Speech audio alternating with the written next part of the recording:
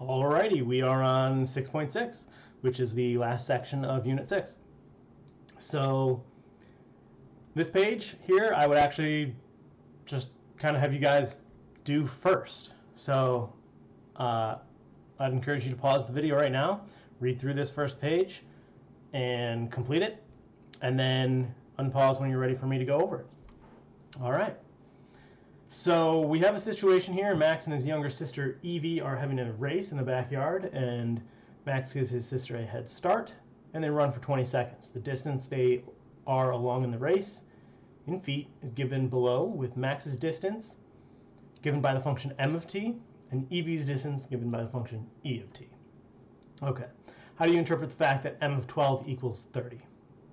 Illustrate your response by using the graph. Well, okay, so it looks like the x-axis is going by 2, 4, 6, 8, 10, right? So 2's, and the y-axis is going by 5. Okay, so m of 12 would be right here, right there. And what that means is that 12 seconds, right after 12 seconds, Max is 30 feet from the start.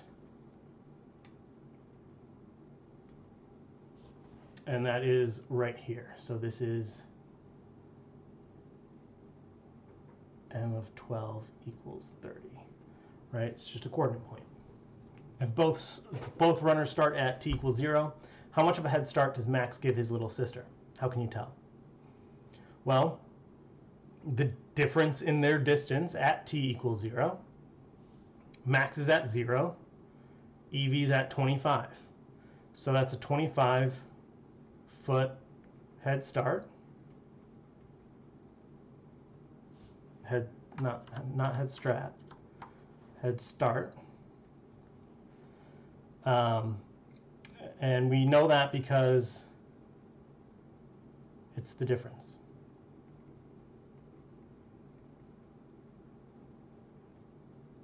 It's the difference,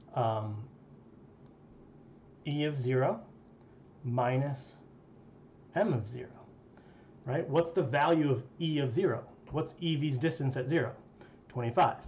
Minus, what's Max's distance at 0? 0. 25 minus 0, 25. Okay. Does Max catch up to his sister? How can you tell? So, no, not in these 20 seconds, because the lines never cross, right? Or there's no intersection point. How far does Max run during the 20-second race? Okay. Looks like he ends at 50 feet, so Max runs 50 feet.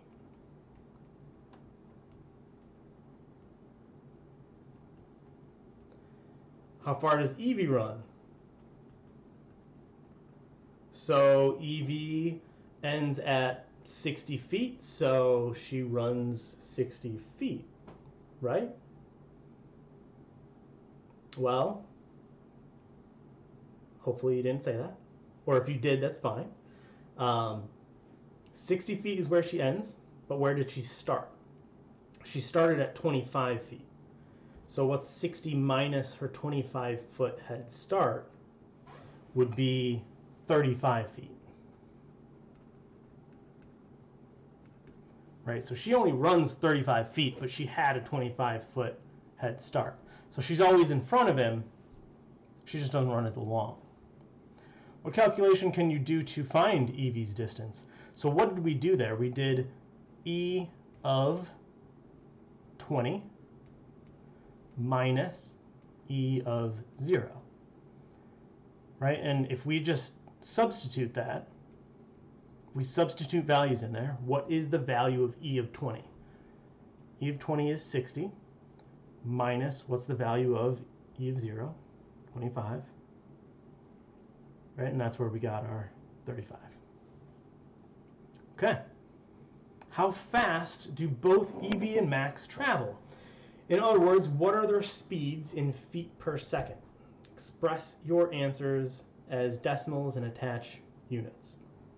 So, speeds, miles per hour, right? In this case, feet per second. It's going to be a change in distance divided by a change in time. That's how we're going to find speed. And that might sound familiar to you because change in y over change in x, right? So max speed, I'll just go from the beginning to the end, but I'll do it backwards. So we got 50 minus 0 over 20 minus 0.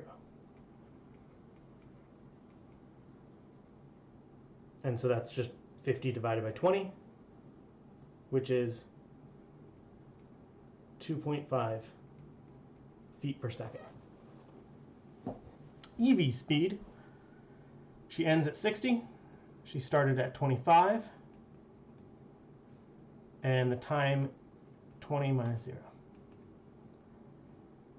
And so that's 35 divided by 20, which is,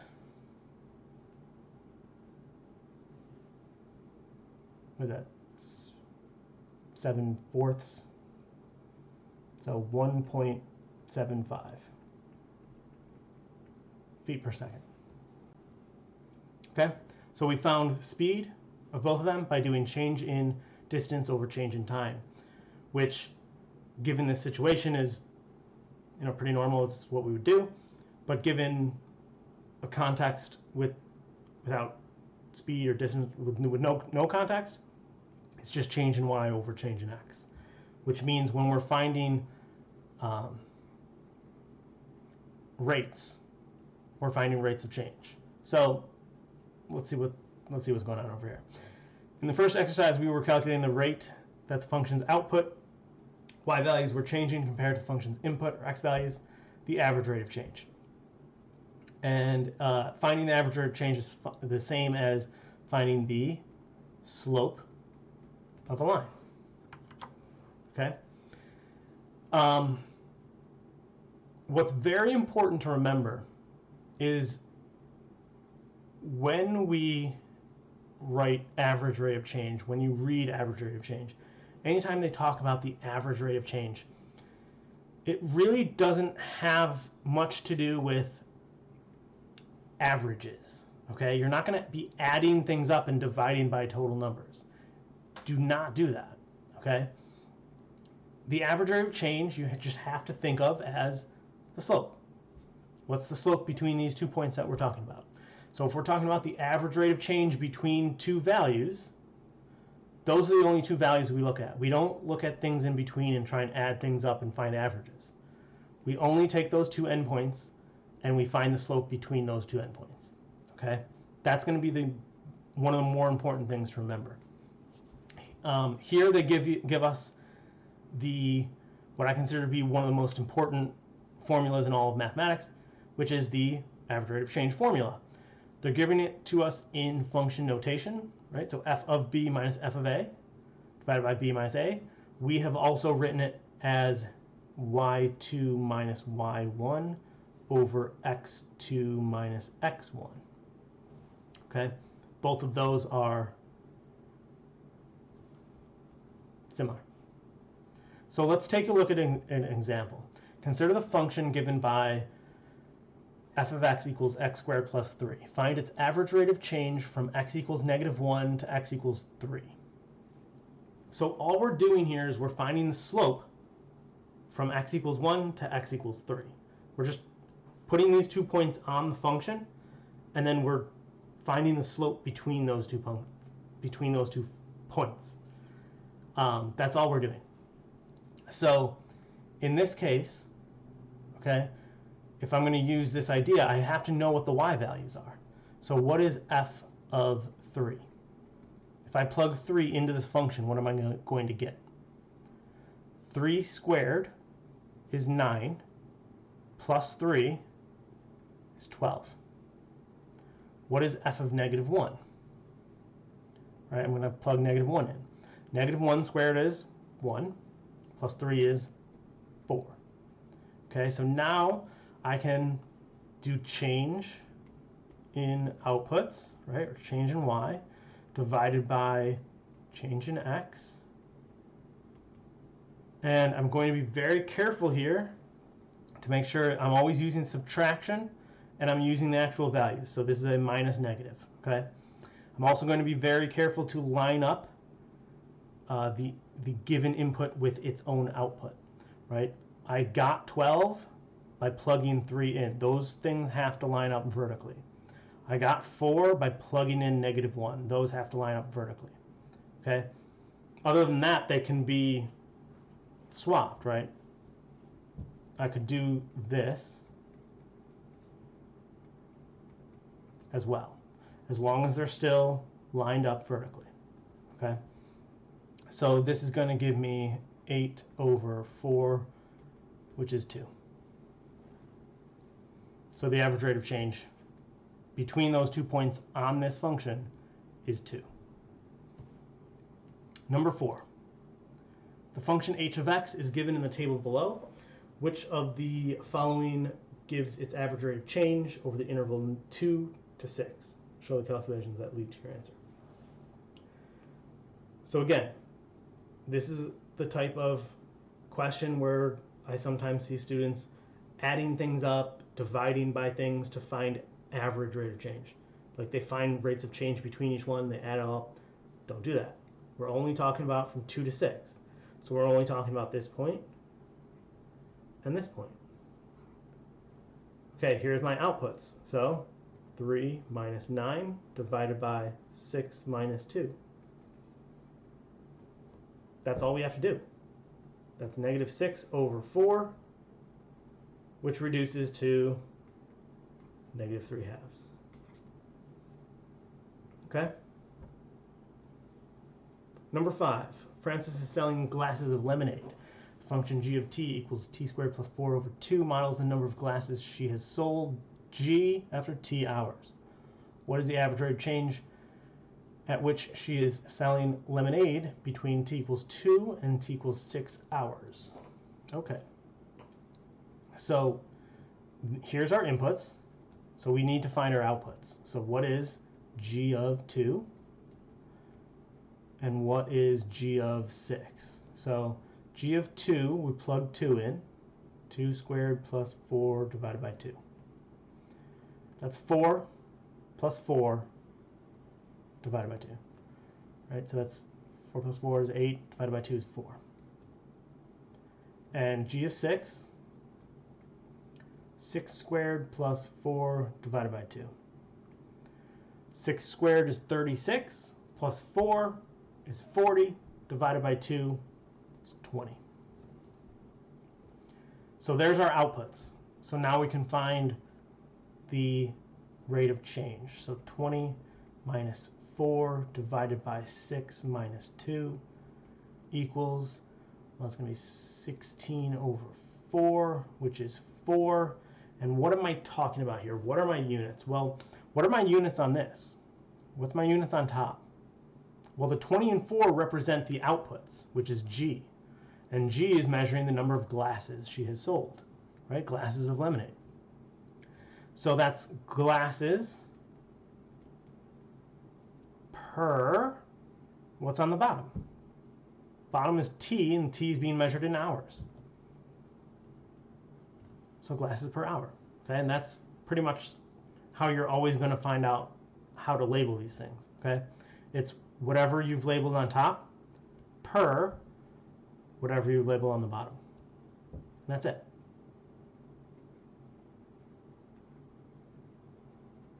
Okay, next, there is a lot of terminology associated with the graph of a function.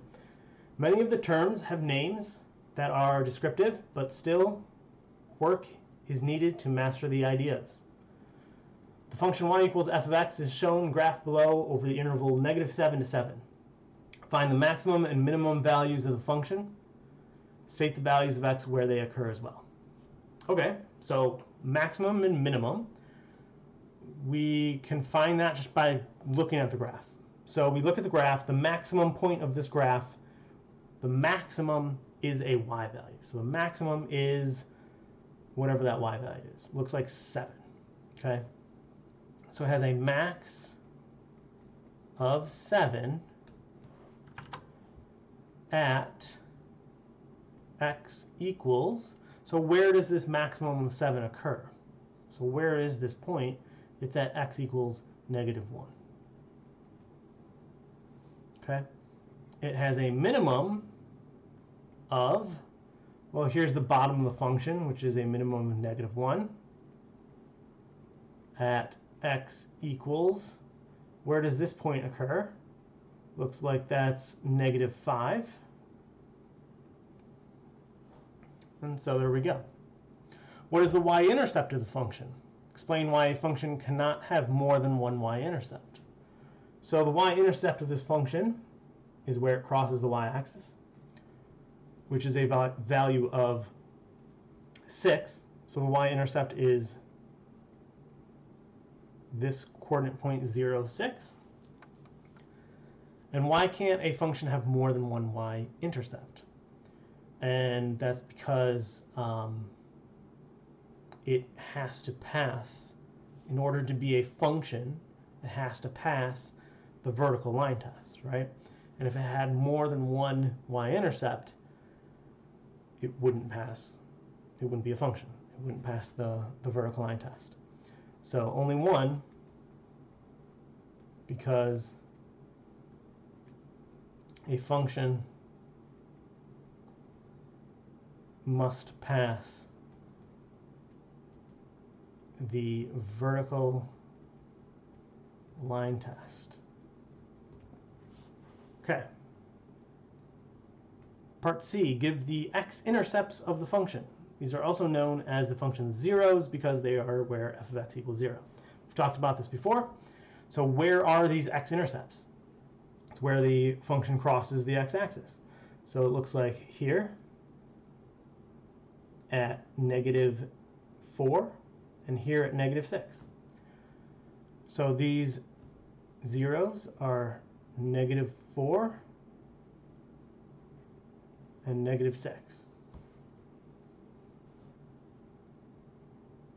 Part D, would you characterize the function as increasing or decreasing on the domain interval -5 to -1?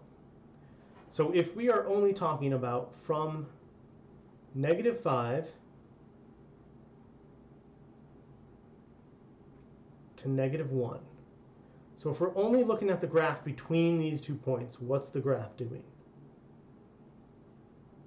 Well, from this point to that point, it's always increasing. So we're going to say it's increasing.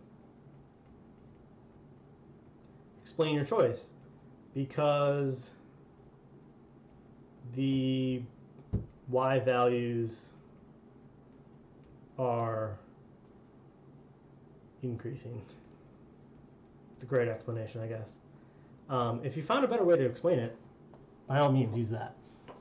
Part E, give one additional interval over which the function is increasing and give one interval over which it's decreasing. So basically what we're doing is we're going to find a section of the graph where it's always increasing and find a section of the graph where it's always decreasing. So you guys can pick anything you want there. First one I just happened to see here was from here to here. It's increasing between those 2 points, right? So that's 2 to 5. Okay? And decreasing, again, anyone, I could choose this from here to here, right? Right there, that's decreasing. So that's -1 to 2. Okay? Part F, the following points are known as turning points. Each can be classified as a relative maximum or a relative minimum. say what you think is each, or it's what you think each is. -5, -1. So that's this point here that we already identified as our minimum. So that's probably also going to be a relative minimum. And why do you think we call this point a turning point? It's because it turns from a decreasing on the left of it to an increasing on the right. Okay, that's why it's a turning point. Relative minimum, because the points that are close to it are all above it, so it's a relative minimum. -1, 7, that's our actual maximum, so it's also a relative maximum. And then 2, 2, so that's this point right here. So that is a relative minimum. It's not the absolute minimum. It's not the smallest y value on the function, not even close, right? But if we only look around it, like if I just look at points in, if I create like a window like that, if I create a window like that, then this is kind of like a minimum, right? Because inside this square, this is the smallest point. That's what we mean by relative minimum or relative maximum. And then 5, 5 would be a relative maximum. Okay, because again, I can kind of zoom in and focus on that point, and it looks like a maximum. So that's that. Next page. Consider the piecewise linear function given by this equation. Create a table of values for this function below. Over the interval -4 to 4, create a graph. And we have some answers to follow up with.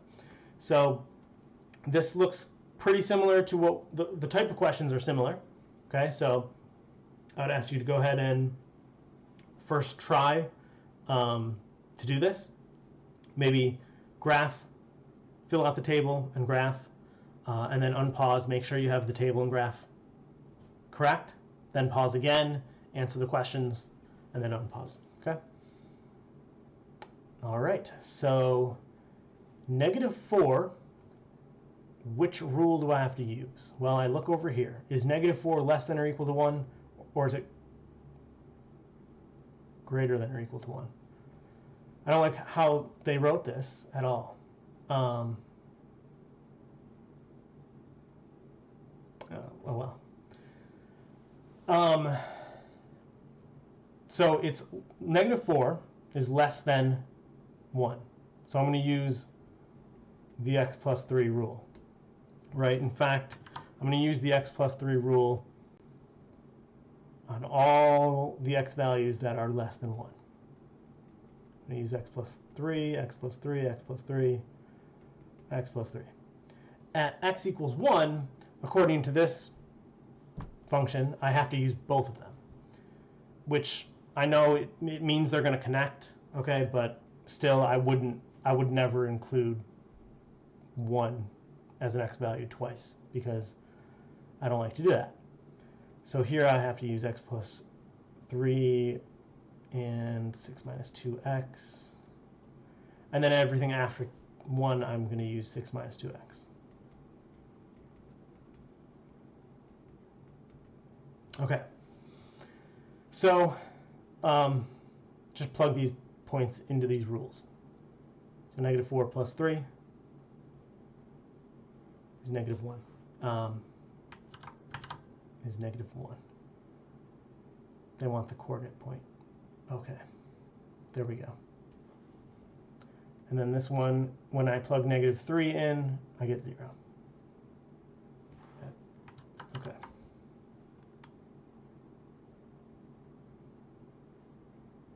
Oops. All right. So we should end up with these points. And then we get to the 1. And when I plug 1 in, over here I get 4. And over here we also get 4. So we see that the point's 1, 4. And we also see that's an actual function. And then we get 2, 2. And then 3, 0. And 4, negative 2. So again, just plug those functions in to get the y values. Now we'll graph it. So negative 4, negative 1, negative 3, 0, and so on.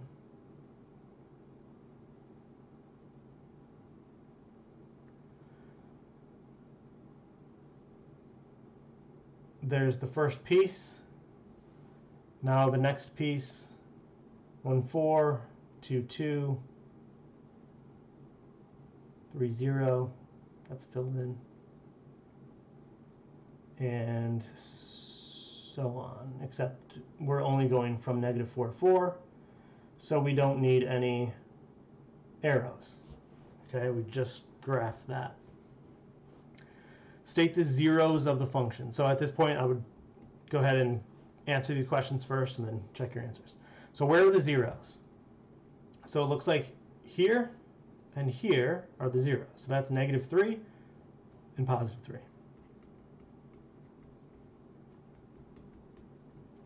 State the function's y-intercept. Y-intercept of 3. Give the interval over which the function is increasing and the interval over which it is decreasing. So it's increasing from what x value to what x value. From negative 4 to 1, it's increasing. So negative 4 to 1. And then from 1 to 4, it decreases. So 1 to 4, it's decreasing. Part D, give the coordinates of the one turning point and classify it as either a relative maximum or a relative minimum. So that would be this point here where it changes from increasing to decreasing. And that's the coordinate point 1, 4. And it's a relative maximum. Okay. And part F, use your graph to find all solutions to the equation f of x equals 2. Illustrate your solution graphically and find evidence in the table you created. Okay, so this is not saying plug 2 into the function. This is saying that we have output 2, and what did we input? So this is looking at these values going across here at 2. Okay, and so that happens at x equals 2 and x equals negative 1. So those are our solutions. And we also see those here because we have an output of 2, and here because we have an output of 2. Okay? G, state the interval over which this function is positive. How can you tell this quickly from the graph? Okay, well, where is the function positive? Again, when we talk about the function and all this stuff, we're talking about the y values. So where are the y values positive? Well, the y values are only positive above the x-axis. And so from here to here, right, all of these y values are positive. And so that's going to be our answer. So from negative 3 to 3. Those values, all those x values from negative 3 to 3, when plugged into this function, will always give me a positive answer. Okay? So that is it for Unit 6, and I will see you in the next one.